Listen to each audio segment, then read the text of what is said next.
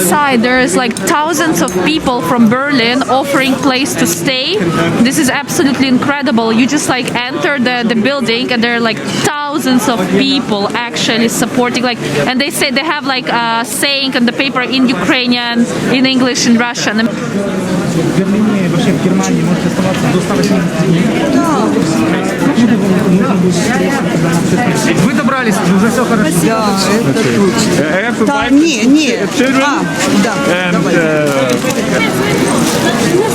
Зрозуміло, як тут?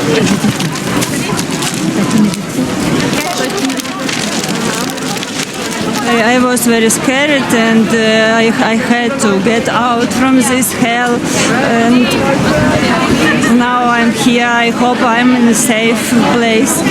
The situation was very difficult because they were only evacuating women and children.